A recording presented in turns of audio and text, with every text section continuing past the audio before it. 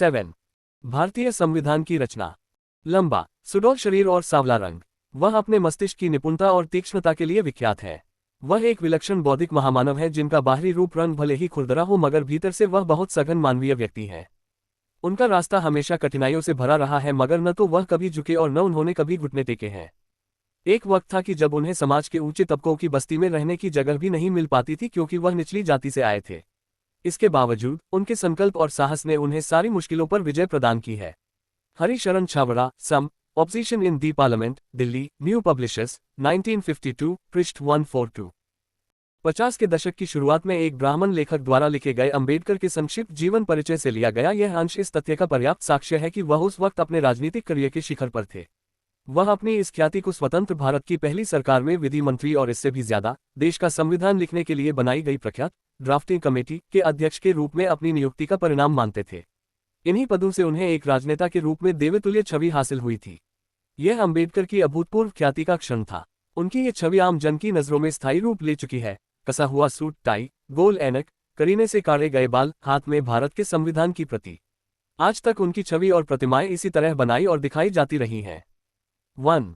एक अस्पृश्य व्यक्ति राष्ट्रीय राजनीति में ऐसे ऐसे प्रभावशाली पदों तक जा पहुंचा, इस बात पर ऊंची जातियों के हिंदुओं की कठोर आलोचना आना स्वाभाविक थी। यहां तक कि कुछ ने तो बाद के दशकों में ये दावा तक कर डाला कि संविधान सभा में अंबेडकर की कोई उल्लेखनीय भूमिका थी ही नहीं। फर्जी मनु। ड्राफ्टिंग कमेटी के सदर के रूप में उनकी नियुक्ति की बदौलत उन्हें मनुस्मृति के लेखक के नाम की नकल करते हुए नए मनु की उपाधि भी दी जाने लगी थी। ये एक दिलचस्प विडंबना थी क्योंकि 1927 में अंबेडकर ने ही महार सत्याग्रह के दौरान मनुस्मृति की प्रतियों की होली जलाई थी। अंबेडकर पर अभियोग लगाते हुए अरुण शौरी ने उन्हें फर्जी मनु कहा है। उनका कहना है कि अंबेडकर संविधान के पाठ को प्रभावित करने की स्थिति में थे ही नहीं क्योंकि ड्राफ्टिंग कमेटी तो अलग अलग विषयों पर बनाई गई उपसमितियों द्वारा तैयार किए गए अनुच्छेदों को अंतिम रूप देने के लिए ही जिम्मेदार थी और इन सारे सुझावों पर भी बाद में प्लेनरी सत्रों में विस्तार से चर्चा होती थी। इसके अलावा बकौल शौरी, अंबेडकर तो वैसे भी कांग्रेस पार्टी के बाहर थे जबकि प्रत्येक अनुच्छेद के महत्वपूर्ण दिशानिर्देश पार्टी के भीतरी दायरों में ही तय होते थे। 2. शौरी की आखिरी दलील यह है कि विभिन्न उपसमितियों, ड्राफ्टिंग कमेटी और प्लेनरी सत्रों के दौरान होने वाली चर्चा में अंबेडकर असंख्य अवसरों पर अल्पमत में पहुंच जाते थे, इसलिए ये दावा निराधार हो जाता है कि उन्होंने ही संविधान का मसविदा लिखा होगा। मेरा मानना है कि शौरी का ये निष्कर्ष संविधान सभा में अंबेडकर की भूमिका को कम करके आता है। बेशक यदा कदा उन्होंने इस बारे में शिकवा भी किया कि किस तरह कांग्रेस के नेता कई अनुच्छेदों को तुरंत फुरत पारित करने के लिए पहले ही आपस में सलाह मशवरा कर लेते थे, मगर फिर भी ये कहना तो बिल्कुल सही नहीं होगा कि उन्होंने सिर्फ औरों के द्वारा तय कर लिए गए अनुच्छेदों और हिस्सों को बस एक सूत्र में पिरो भर दिया था। 3. शौरी की व्याख्याओं पर सवाल उठाते हुए H.S. वर्मा और नीता वर्मा ने दलील दी है कि संविधान सभा द्वारा उनका चयन ही उनकी प्रशासनिक दक्षता और राजनीतिक प्रभाव के बूते पर किया गया था। 4. उन्होंने दिखाया है कि ड्राफ्टिंग कमेटी के मुखिया के रूप में अंबेडकर का निर्वाचन 1946 में संविधान सभा में उनके पहले हस्तक्षेप का नतीजा था। जब नेहरू ने संविधान सभा के उद्देश्यों की रूपरेखा प्रस्तुत की तो एक अन्य सदस्य, जयकर, ने सुझाव दिया था कि ऐसे किसी प्रस्ताव पर तब तक मतदान नहीं कराया जा सकता जब तक हम इस बात पर ध्यान नहीं देंगे कि मुस्लिम लीग के प्रतिनिधि, जो अभी भी पाकिस्तान के गठन और भारत के प्रति निष्ठा के बीच झूल रहे थे, संविधान सभा में शामिल होते हैं या नहीं। इस मौके पर अंबेडकर ने बहुत नपे तुले शब्दों में भाषण दिया और बीच का रास्ता निकालने का सुझाव दिया था। उनके भाषण में जो संतुलन और कानून की गहरी पकड़ दिखाई देती थी उससे कांग्रेस के बहुत सारे नेता प्रभावित हुए बिना नहीं रह सकते थे। लिहाजा H.S. वर्मा और नीता वर्मा का मानना है कि अंबेडकर को ड्राफ्टिंग कमेटी की अध्यक्षता विशुद्ध रूप से उनकी क्षमताओं के दम पर ही मिली थी। इसके अलावा हमें ड्राफ्टिंग कमेटी की भूमिका का भी एक बार फिर आकलन करना चाहिए। ये कमेटी संविधान के प्रारंभिक पाठों को लिखने के लिए जिम्मेदार नहीं थी बल्कि उसे यह जिम्मा सौंपा गया था कि वह विभिन्न समितियों द्वारा भेजे गए अनुच्छेदों के आधार पर संविधान का लिखित पाठ तैयार करे जिसे बाद में संविधान सभा के सामने पेश किया जाएगा। सभा के समक्ष कई मसविदे पढ़े गए और हर बार ड्राफ्टिंग कमेटी के सदस्यों, बहुधा उसके अध्यक्ष अंबेडकर, ने ही चर्चा का संचालन और नेतृत्व किया था। अंबेडकर संविधान सभा के ऐसे मुट्ठी भर सदस्यों में से थे जो ड्राफ्टिंग कमेटी का सदस्य होने के साथ साथ शेष 15 समितियों में से भी एक से अधिक समितियों के सदस्य थे। 5. लिहाजा वे अल्पसंख्यकों के अधिकारों जैसे बहुत महत्वपूर्ण विषयों से संबंधित अनुच्छेदों पर होने वाली बहसों पर भी नजदीक से नजर रख सकते थे। सबसे बढ़कर ड्राफ्टिंग कमेटी अध्यक्ष होने के नाते विभिन्न समितियों की ओर से सारे प्रस्ताव उनके पास ही भेजे जाते थे और यह उनकी तथा ड्राफ्टिंग कमेटी के सचिव S.N. मुखर्जी की जिम्मेदारी थी, जिन्हें बाद में अंबेडकर ने बहुत उदार शब्दों में श्रद्धांजलि दी कि वे इन अनुच्छेदों को फिर से सूत्रबद्ध करें। ऐसे बहुत सारे अनुच्छेदों को संविधान सभा के सामने पेश करने से पहले उनका स्पष्टीकरण भी आवश्यक था। ड्राफ्टिंग कमेटी के सदस्यों की बार बार गैरहाजिरी की स्थायी समस्या के कारण ये संपादकीय जिम्मेदारियां भी मुख्य रूप से अंबेडकर के ही कंधों पर ही आ जाती थी। बाद में ड्राफ्टिंग कमेटी के एक सदस्य टी कृष्णमाचारी ने नवंबर 1948 में संविधान सभा के सामने बताया था, संभवत सदन इस बात से अवगत है कि आपने ड्राफ्टिंग कमेटी में जिन 7 सदस्यों को नामांकित किया है उनमें से एक ने सदन से इस्तीफा दे दिया है और उनकी जगह कोई अन्य सदस्य आ चुके हैं। एक सदस्य की इस बीच मृत्यु हो चुकी है और उनकी जगह कोई नए सदस्य नहीं आए हैं। एक सदस्य अमेरिका में थे और उनका स्थान नहीं भरा गया है। एक अन्य व्यक्ति सरकारी मामलों में उलझे हुए थे और वह अपनी जिम्मेदारियों का निर्वाह नहीं कर रहे थे। एक दो व्यक्ति दिल्ली से बहुत दूर थे और संभवत स्वास्थ्य की वजहों से कमेटी की कार्रवाइयों में हिस्सा नहीं ले पाए। सो कुल मिलाकर यही हुआ है कि इस संविधान को लिखने का भार डॉक्टर अंबेडकर के ऊपर ही आ पड़ा है। मुझे इस बात पर कोई संदेह नहीं है कि हम सबको उनका आभारी होना चाहिए कि उन्होंने इस जिम्मेदारी को इतने सराहनीय ढंग से अंजाम दिया है। 6. अगर अंबेडकर संविधान के लेखक नहीं थे तो भी वह उसके निर्धारण की पूरी प्रक्रिया में सबसे आगे मौजूद तो जरूर ही थे। न केवल उन्होंने कमेटी के प्रस्तावों में महत्वपूर्ण बदलाव किए, प्लेनरी सत्रों में आखिर तक उनके लिए लड़ाई लड़ी, बल्कि समय समय पर इसमें सफलता न मिलने के बावजूद वे लगातार अगले प्रस्तावों पर बहस करते रहे, बल्कि बहसों को सही दिशा देते रहे। इस प्रकार अंबेडकर ने भारत के संविधान की रचना में एक निर्णायक भूमिका अदा की है और इसी से पता चलता है कि शोरी उनसे इतने खफा क्यों हैं। उनका ये तर्क भी कुछ हद तक ही सही है कि गांधी जी के विचारों की उपेक्षा के लिए अंबेडकर ही जिम्मेदार थे। पश्चिमी मिजाज के डेमोक्रेट का गांधी से प्रतिशोध। अंबेडकर ने संविधान सभा में उन्हीं मूल्यों और राजनीतिक मॉडलों का पक्ष लिया जो उन्होंने अपने विद्यार्थी जीवन के दौरान पश्चिम में युवावस्था के समय आत्मसात किए थे। वह उदार लोकतंत्र यानी लिबरल डेमोक्रेसी में विश्वास रखते थे। वह वामपंथ के विरोधी थे जो संविधान के पहले ही अनुच्छेद से भारतीय गणतंत्र को समाजवादी सांचे में पुनर्परिभाषित करना चाहता था। उनका मानना था कि इससे लोकतंत्र नष्ट हो जाएगा। 7. उनकी नज़र में ये चुनने का अधिकार लोगों द्वारा चुनी गई सरकार के पास ही होना चाहिए कि किस प्रकार की सामाजिक संरचना सर्वश्रेष्ठ है। 19 नवंबर 1948 को इस पर प्रकाश डालते हुए उन्होंने कहा था, इस संविधान में हमने एक राजनीतिक लोकतंत्र की स्थापना क्यों की है? इसका कारण यह है कि हम किसी भी प्रकार किसी भी समूह की स्थायी तानाशाही स्थापित नहीं करना चाहते। यद्यपि हमने राजनीतिक लोकतंत्र की स्थापना की है, मगर साथ ही हमारी ये भी कामना है कि हम आर्थिक लोकतंत्र को भी अपना आदर्श बनाएं।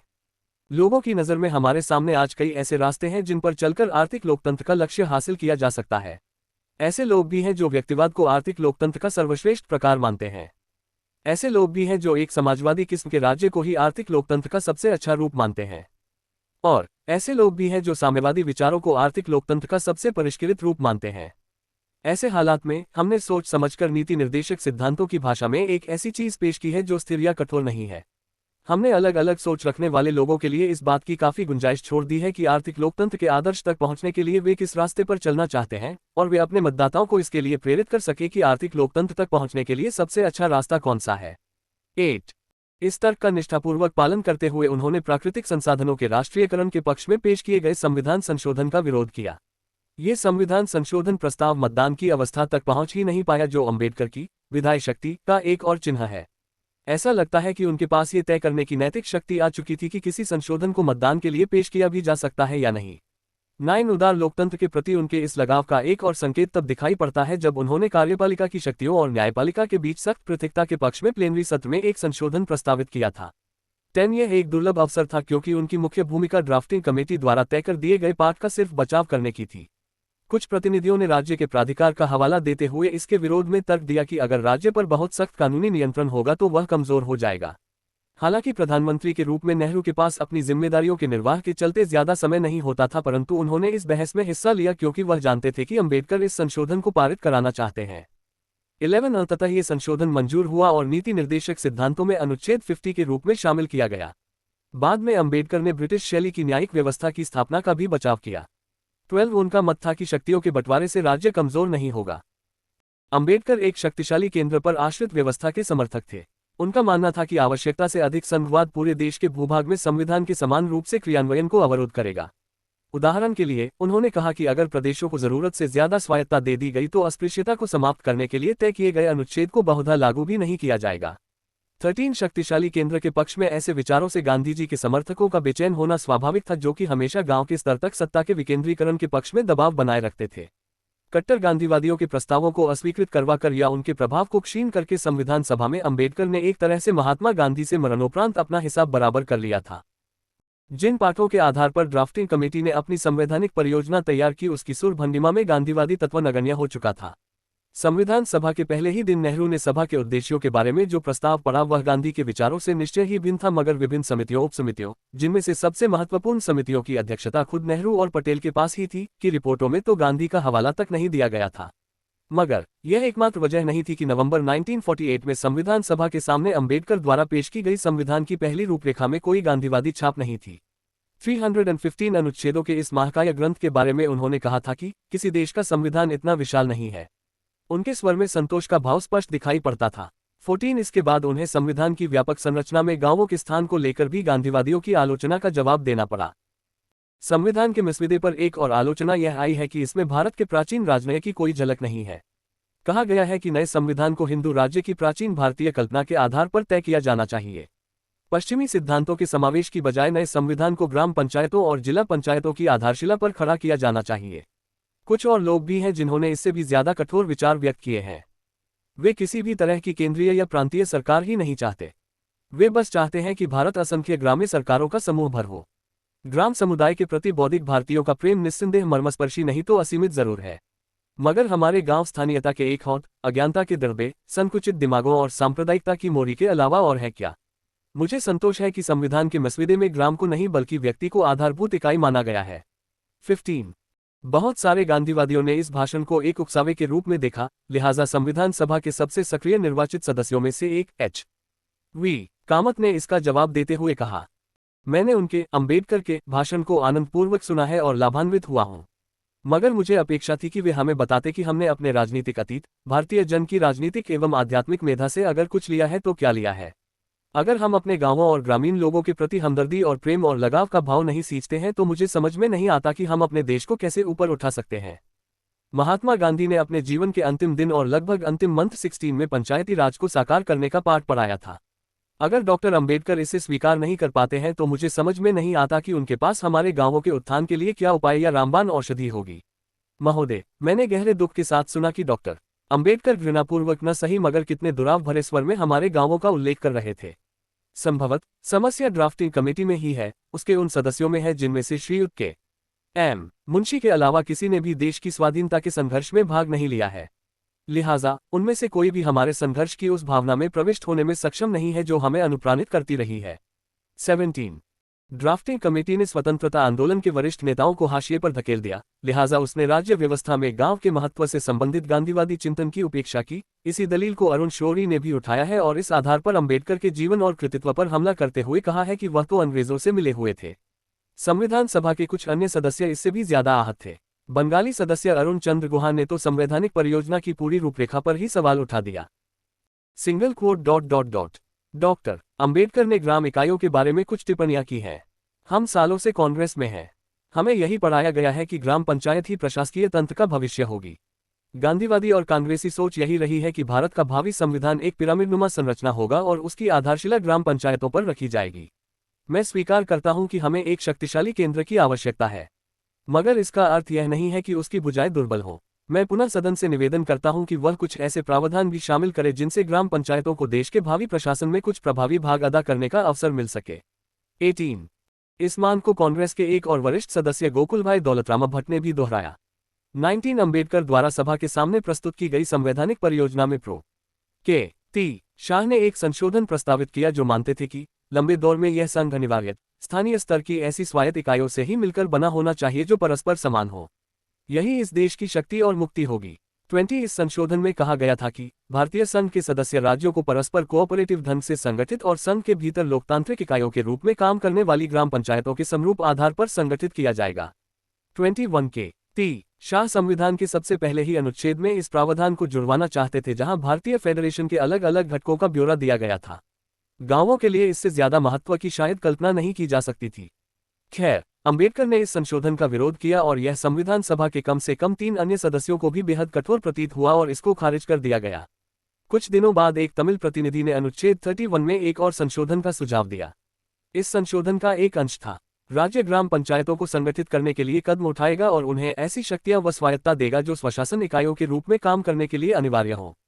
22 राजेंद्र प्रसाद संविधान सभा के अध्यक्ष और सेठ गोविंद दास जैसे शीर्षस्थ कांग्रेसी नेताओं को ये देखकर बड़ी राहत मिली कि अंबेडकर ने इस संशोधन को फौरन मंजूर कर लिया। 23 गांधीवादी सदस्यों के हर्ष की सीमा नहीं थी। उन्होंने प्राचीन भारत की आदर्श कल्पनाओं और इस परंपरा के कथित वाहक के रूप में गांवों का महिमागान किया। 24 उन्होंने महात्मा गांधी को उद्धृत किया और अंबेडकर का आभार व्यक्त किया। 25 इन संशोधनों को पारित कराने के लिए अंबेडकर की केंद्रीय भूमिका इन नेताओं के भाषणों से स्पष्ट हो जाती है, मगर यह मानने में वे निश्चय ही गलत थे कि अंबेडकर ने किसी तरह से अपनी पराजय स्वीकार कर ली है या वे उनके भाषणों से सहमत हो गए हैं। उनका पैर पीछे खींचना सिर्फ एक दिखावा था। जहां एक तरफ उन्होंने अनुच्छेद 1 में गांवों को और अधिक महत्व देने के पक्ष में पेश किए गए संशोधन प्रस्ताव का विरोध किया, वहीं दूसरी तरफ 30 अनुच्छेदों के बाद उन्होंने यही संशोधन सहजभाव से स्वीकार कर लिया। इसका कारण यह था कि अनुच्छेद 31 संविधान के नीति निर्देशक सिद्धांतों यानी रोजमर्रा नीतियों के संचालन के लिए संघ के राज्यों हेतु निर्धारित सिफारिशों की सूची में आता था। कहने की जरूरत नहीं कि ये सिद्धांत राज्य सरकारों को सौंपे गए कुछ नैतिक भार मात्र थे और उनका मकसद केवल ये सुनिश्चित करना था कि राज्य सरकारें और ज्यादा गंभीरतापूर्वक सामाजिक नीतियों का पालन करें। गौर करने की बात है कि नीति निर्देशक सिद्धांतों का पालन न होने पर आप सरकार को अदालत में नहीं घसीट सकते। संविधान के पहले अनुच्छेद में सूचीबद्ध मौलिक अधिकारों के विपरीत नीति निर्देशक सिद्धांत ऐसे प्रावधान होते हैं जिनके क्रियान्वयन के लिए नागरिक अदालत में दावा नहीं कर सकते।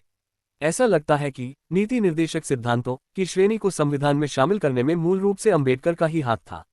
माना जाता है कि संसदीय लोकतंत्रों में अंबेडकर को यह अवधारणा सिर्फ स्वतंत्र आयरलैंड के संविधान में ही मिल पाई थी। वह नीति निर्देशक सिद्धांतों को निर्देश मानते थे, मगर उन्होंने ये भी रेखांकित किया था कि इनका कोई वैधानिक मूल्य नहीं है। 26 इस तरह अंबेडकर ने संविधान के एक ऐसे भाग में गांवों के भारी महत्व को स्वीकार कर लिया जिसके अनुच्छेदों का कोई व्यवहारिक अर्थ नहीं था। इस ढंग से वह एक ऐसी सख्त गांधीवादी मांग की हवा निकालने में कामयाब हुए जो इस परियोजना की पूरी रूपरेखा पर प्रश्नचिन्ह लगा सकती थी। बहुत सारे दूसरे गांधीवादी प्रस्तावों का भी उन्होंने यही हश्र किया। उदाहरण के लिए उन्होंने अनुच्छेद 34 में प्रस्तावित एक संशोधन को स्वीकार कर लिया जिसके अनुसार राज्य ग्रामीण क्षेत्रों में सहकारिता की तर्ज पर कुटीर उद्योगों के प्रोत्साहन के लिए कार्य करेगा। 27 कुछ ऐसा ही दृश्य शराबबंदी के मामले में सामने आया। पुनः कांग्रेस के सदस्य यहां भी महात्मा गांधी से ही प्रेरणा ले रहे थे।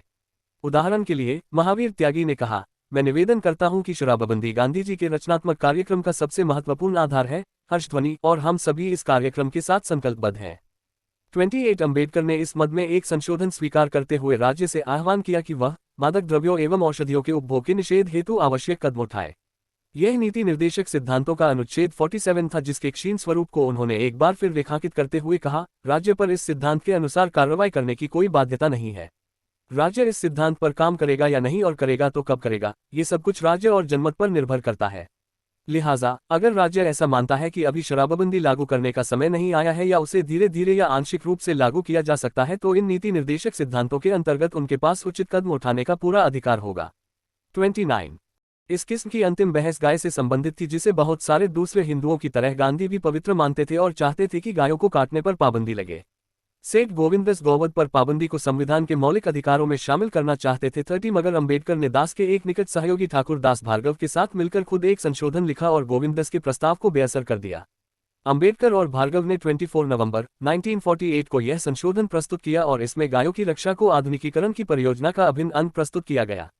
गौरतलब है कि आधुनिकीकरण की परियोजना अंबेडकर का अपना प्रिय विषय थी। कृषि एवं पशुपालन को आधुनिक एवं वैज्ञानिक रीति से चलाने के लिए राज्य पूरा प्रयास करेगा, खासतौर से मवेशियों की नस्ल को बढ़ाने और सुधारने तथा गायों और दूसरे उपयोगी मवेशियों के कटने पर पाबंदी लगाने, दुधारू और हल खींचने वाले पशुओं और उनके बछड़ों को कटने से बचाने के लिए उचित कदम उठाएगा। 31 इस अनुच्छेद को भी संविधान के नीति निर्देशक सिद्धांतों में ही जगह मिली। भार्गव ने स्वीकार किया कि इस संशोधन का श्रेय मुख्य रूप से अंबेडकर को ही जाता है, यहाँ तक कि उन्होंने इसे उनका अंबेडकर का ही कार्य बताया। परिणामस्वरूप उनका कथन था, एक तरह से इस संशोधन पर सहमति ही है। यह इस बात का स्पष्ट संकेत है कि एक बार अंबेडकर की मंजूरी मिल जाने पर किसी संशोधन का स्वीकृत होना लगभग निश्चित था। जैसा कि भार्गव ने स्वीकार किया है, इस प्रसंग में गांधीवादी बड़ी मुश्किल से ही अंबेडकर के दबाव के सामने झुकने को तैयार हुए थे। इस संशोधन को पेश करते हुए मुझे ये कहने में कोई हिचकिचाहट नहीं है कि मेरे जैसे लोगों और जो लोग डॉक्टर अंबेडकर के मत से सहमत नहीं है, उनके लिए इसको स्वीकार करना एक तरह का बलिदान ही होगा। सेठ गोविंद दास ने मौलिक अधिकारों में शामिल कराने के लिए इसी तरह का एक संशोधन भेजा था। दूसरे सदस्यों ने भी ऐसे ही संशोधन भिजवाए थे। मेरे विचार में काफी बेहतर होता अगर इसे मौलिक अधिकारों में शामिल किया जाता, मगर संविधान सभा में मेरे मित्रों की राय कुछ अलग थी। डॉक्टर अंबेडकर चाहते हैं कि इस विषय को मौलिक अधिकारों में शामिल करने की बजाय नीति निर्देशक सिद्धांतों में शामिल किया जाना चाहिए। 32 शोरी की राय के विपरीत श्री B.N. राव जैसे विद्वानों के साथ साथ डॉक्टर अंबेडकर भी भारतीय संविधान के प्रधान रचनाकारों में से एक थे। इसको तो नकारा नहीं जा सकता कि नया संविधान भी काफी हद तक 1935 के गवर्नमेंट ऑफ इंडिया एक्ट और 1928 की नेहरू रिपोर्ट पर ही आधारित था, मगर इसकी तैयारी के पूरे दौर में अंबेडकर का प्रभाव बहुत गहरा था। ये बात गांधीवादी विचारों की उपेक्षा से साफ हो जाती है, जो अपने परंपरावादी, ग्राम केंद्रित झुकाव की वजह से सिर्फ नेहरू को ही नापसंद नहीं थे। मगर अंबेडकर इस बात को भी समझते थे कि भारतीय संविधान सिर्फ एक ढांचा है जिसमें अभी मांस मज्जा भरना बाकी है। संविधान को अंगीकार करने से पहले हुई अंतिम बहस के अवसर पर जनवरी 1950 में उन्होंने इन मुद्दों के दायरे को रेखांकित करते हुए कहा था, द 26 जनवरी 1950, वह दिन जब संविधान को अंगीकार किया जाएगा, को हम अंतर्विरोधों से भरे जीवन में प्रवेश करने जा रहे हैं। राजनीतिक स्तर पर हमारे पास समानता होगी और सामाजिक व आर्थिक जीवन में हमारे पास असमानता होगी। हमें जल्दी से जल्दी इस अंतर्विरोध को दूर करना होगा, अन्यथा जो लोग इस असमानता का दंश झेल रहे हैं वे राजनीतिक लोकतंत्र की उस संरचना को नष्ट कर देंगे जिसे इस सभा ने इतने परिश्रम से खड़ा किया है। 33। उन्होंने ये भी ऐलान किया कि अगर राजनीतिक लोकतंत्र सामाजिक लोकतंत्र के साथ कदम से कदम मिलाकर नहीं चल पाता है तो राजनीतिक लोकतंत्र का कोई अर्थ नहीं है। ये टिप्पणी इस बात को पर्याप्त रूप से स्पष्ट कर देती है कि अंबेडकर भी उस संविधान की व्यवहारिक उपयोगिता को लेकर किसी भ्रम में नहीं थे जिसको रचने में उन्होंने अपनी इतनी ऊर्जा लगाई थी। न ही इसका यह मतलब है कि उन्हें ऊपर से किए जा रहे ऐसे सुधारों के महत्व पर कोई संदेह था। वह मानकर चल रहे थे कि अभी हमें आगे और कदम उठाने होंगे और यही कारण था कि वह हिंदू कोड बिल के बचाव में इतनी सख्ती से खड़े थे। हिंदू कोड बिल और नेहरू के साथ विच्छेद। संविधान सभा की बहसों में एक पश्चिम प्रेरित सिविल कोड अपनाने की सिफारिश करके और निजी कानूनों के लिए आवाज उठा रहे प्रतिनिधियों, जिनमें शरीयत के भविष्य को लेकर चिंताग्रस्त मुस्लिम प्रतिनिधि विशेष रूप से मुखर थे, का विरोध करते हुए भारतीय समाज को सुधारने के मामले में अंबेडकर ने अपनी दृढ़ता का साफ परिचय दिया। मैं निजी तौर पर यह नहीं समझ पाता कि धर्म को इतना व्यापक, इतना सर्वसमावेशी अधिकार क्यों दे दिया जाता है कि पूरा जीवन उसके खोल में आ जाता है और यहाँ तक कि विधायिका भी उस दायरे में घुसपैठ नहीं कर सकती। आखिरकार हमें यह मुक्ति मिली ही क्यों है? हमें यह मुक्ति इसलिए मिली है कि हम अपनी सामाजिक व्यवस्था को सुधार सके जो कि गैर बराबरी, भेदभाव और दूसरी चीजों से भरी पड़ी है और ये सारी प्रवृत्तियां हमारे मौलिक अधिकारों के विरुद्ध हैं। 34। इसके बदले में अंबेडकर को नीति निर्देशक सिद्धांतों में एक अनुच्छेद से ज्यादा कुछ नहीं मिला जिसमें कहा गया था कि भारत के समूचे भूभाग में राज्य अपने नागरिकों के लिए एक यूनिफॉर्म सिविल कोड सुनिश्चित करने के लिए प्रयास करेगा। बाद में ये सिफारिश एक बेजान प्रस्ताव भर बनकर रह गई क्योंकि अल्पसंख्यकों, सबसे मुख्य रूप से मुस्लिमों, ने अपने अपने निजी कानूनों को लेकर एक सख्त रवैया अपना लिया था। कांग्रेस के भी बहुत सारे सदस्य भी उत्तराधिकार, विवाह और तलाक तथा दत्तकता संबंधी हिंदू परंपराओं व व्यवहारों में किसी भी प्रकार के सुधारों के खिलाफ थे। हिंदू कोड बिल का अंततः जो हश्र हुआ उससे ये बात पूरी तरह स्पष्ट हो जाती है। ऊपर उद्धृत वाक्य हिंदू समाज की परंपराओं को सुधारने की दीर्घकालिक परियोजना की ओर संकेत करता है। सती उन्मूलन 1929 से लेकर हिंदू महिला संपत्ति अधिकार अधिनियम 1937 तक एक सदी से भी ज्यादा समय में बनाए गए अलग अलग कानूनों के बाद अंग्रेजों ने तय किया कि सारे संशोधित हिंदू निजी कानूनों को एक कोड में समेकित कर दिया जाए तो बेहतर होगा। लिहाजा 1941 में एक हिंदू लॉ कमेटी बनाई गई थी। B.N. राव की अध्यक्षता में गठित इस कमेटी ने 1944 के अगस्त महीने में हिंदू कोड का एक मसविदा भी प्रकाशित किया था। इस मसविदे के मुख्य प्रावधानों के अनुसार बेटियों और बेटों को माता पिता की मृत्यु पर उत्तराधिकार मिलना चाहिए, विधवाओं को निर्बाध संपदा एब्सोल्यूट एस्टेट का अधिकार मिलना चाहिए। एकल विवाह को नियम बनाया गया था और निश्चित हालात में तलाक की भी अनुमति दी गई थी। अप्रैल 1947 में इस कोड को विधायिका के सामने पेश किया गया लेकिन राजनीतिक हालात, आज़ादी और विभाजन की वजह से इसकी विषय वस्तु पर कोई चर्चा नहीं हो पाई थी। 1948 में नेहरू ने असेंबली की एक उपसमिति को नए कोड का मसविदा लिखने का जिम्मा सौंपा और अंबेडकर को उसका मुखिया नियुक्त किया। 35 नए कोड बिल में संपत्ति और दत्तकता के सवालों पर पुरुषों और महिलाओं के बीच समानता का प्रावधान किया गया। केवल एकल विवाह मोनोगेमस मैरिज को ही कानूनी मान्यता दी गई। सिविल मैरिज में जाति बंधन को समाप्त 36 घोषित किया गया और तलाक की याचिका दायर करने के लिए ठोस औचित्य की आवश्यकता निर्धारित की गई। अभी तक पति द्वारा पत्नी को छोड़ दिए जाने को ही तलाक मान लिया जाता था। 37 हिंदुओं की निजी जिंदगी में प्रचलित प्रथाओं पर सवाल खड़ा करने से भावनाओं में भारी उथल पुथल पैदा हुई। इससे न केवल हिंदू महासभा के परंपरावादी सदस्यों बल्कि राजेंद्र प्रसाद सहित कांग्रेस के भी बहुत सारे नेताओं में खलबली मच गई थी। ऐसे सुधारों पर खुद अपनी सख्त आपत्ति व्यक्त कर चुके वल्लभभाई पटेल को लिखे एक पत्र में राजेंद्र प्रसाद ने इसे ऐसी परियोजना बताया जिसकी नई अवधारणाएं और नए विचार न केवल हिंदू कानून के लिए पराये हैं बल्कि प्रत्येक परिवार को तोड़ने वाले हैं। 38 पार्टी अध्यक्ष पट्टाभी सितारमैया सहित कांग्रेस के बहुत सारे बड़े नेताओं ने विधेयक का विरोध किया और यह आशंका व्यक्त की कि ये कानून 1951-52 के आम चुनावों से पहले स्थानीय प्रभुओं, मुख्य रूप से रूढ़िवादी जमींदारों को पार्टी से दूर कर सकता है। प्रसाद ने सार्वजनिक रूप से तो इस तरह के तर्क नहीं दिए मगर वह व्यक्तिगत स्तर पर विधेयक के खिलाफ अभियान चलाते रहे। उनका कहना था कि अंतरिम संसद सदस्यों के पास ऐसे मुद्दों पर विचार करने का जनादेश नहीं है। जवाहरलाल नेहरू को इस कोड से भारी उम्मीदें थीं। अंबेडकर की भांति नेहरू भी इसे भारत के आधुनिकीकरण की आधारशिला मानते थे। उन्होंने यहां तक ऐलान किया था कि अगर ये बिल पास नहीं होता है तो उनकी सरकार इस्तीफा दे देगी। 39 और अंबेडकर ने उन पर दबाव बनाया था कि वे बिना कोई समय गंवाए इस बिल को संसद के सामने पेश करें। प्रधानमंत्री ने अंबेडकर से थोड़ी मोहलत मांगी और कोड को अलग अलग 4 हिस्सों में बांट दिया ताकि 17 सितंबर 1951 को असेंबली में उसे पेश करने से पहले उस पर हो रहे विरोध को कुछ शांत किया जा सके। खैर, असेंबली में इस बिल को पेश किए जाने के बाद इस पर जो बहस हुई उससे ये साफ हो गया कि खुद परंपरावादी कांग्रेसी भी इसके कम खिलाफ नहीं थे। 4 दिन की चर्चाओं के बाद अंबेडकर ने एक भावुक और लंबा भाषण दिया जिसमें उन्होंने बताया कि कृष्ण और राधा का विवाहेतर संबंध दर्शाता है कि हिंदू धर्म में महिलाओं को कितनी अपमानजनक स्थिति में रखा जाता है। अचंभे की बात नहीं है कि इससे ज्यादातर रूढ़िवादी सांसद आग बबूला हो गए। भार्गव ने दावा किया है कि अंबेडकर इस कानून को इसलिए पारित कराना चाहते थे ताकि एक ब्राह्मण नस्ल के साथ अपने हालिया विवाह को वैधता प्रदान कर सके। 40 अंबेडकर ने अप्रैल 1948 में ही डॉक्टर शारदा कबीर से विवाह किया था। 1947 में जब ड्राफ्टिंग कमेटी के अध्यक्ष के रूप में लगातार व्यस्तता के कारण उनकी तबीयत तेजी से बिगड़ने लगी थी तो वह डॉक्टर कबीर से इलाज कराने गए थे। खैर, 25 सितंबर को हिंदू कोड बिल के विवाह और तलाक से संबंधित हिस्से में बहुत सारे संशोधनों के जरिए उसको क्षत विक्षत कर दिया गया और अंततः उसे हमेशा के लिए ठंडे बस्ते में डाल दिया गया। नेहरू ने इस घटनाक्रम के विरुद्ध एक शब्द भी नहीं कहा। अंबेडकर का मानना था कि प्रधानमंत्री ने इस मौके पर उनका उतना समर्थन नहीं किया जितना करना चाहिए था, लिहाजा 27 सितंबर को उन्होंने नेहरू सरकार से इस्तीफा दे दिया। 41 कुछ समय बाद प्रकाशित अपने एक वक्तव्य में अंबेडकर ने नेहरू के पीछे हट जाने के लिए कांग्रेस के भीतर से पड़ रहे दबाव को जिम्मेदार ठहराया। मैंने कभी किसी चीफ विप को प्रधानमंत्री के प्रति इतना निष्ठारहित और प्रधानमंत्री को एक निष्ठाहीन विप के प्रति इतना निष्ठावान नहीं देखा। 42 नेहरू को शायद डर था कि कहीं ऐसा न हो कि कांग्रेसी सांसद ही सामूहिक रूप से इस पूरी परियोजना को खारिज कर दे और या गणराज्य के राष्ट्रपति राजेंद्र प्रसाद ने इस पर हस्ताक्षर न करने की जो धमकी दी थी उसे वे वाकई अमल में न ले आए। 43 हिंदू कोड बिल अंबेडकर द्वारा बताई गई अपने इस्तीफे की वजहों में से सिर्फ एक वजह थी। वह इस बात के लिए भी नेहरू से खफा थे कि उन्होंने अंबेडकर को किसी भी तरह के योजना संबंधी मंत्रालय नहीं दिए थे। अंबेडकर कश्मीर के मामले पर भी नेहरू से सहमत नहीं थे। अंबेडकर का मानना था कि यह भूभाग पाकिस्तान को ही मिलना चाहिए। इन सारी घोषित वजहों के अलावा एक अव्यक्त कारण भी था। स्वतंत्र भारत के पहले आम चुनाव निकट आ रहे थे और अंबेडकर अपनी पार्टी की ओर से ही चुनाव लड़ना चाहते थे।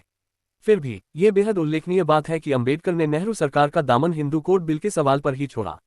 इससे पता चलता है कि यद्यपि वह ऊपर से लागू किए जा रहे समाज सुधारों के राजनीतिक रास्ते में विश्वास रखते थे मगर ये भी समझते थे कि ये कोशिश केवल संवैधानिक रूपरेखा तक ही सीमित नहीं रहनी चाहिए।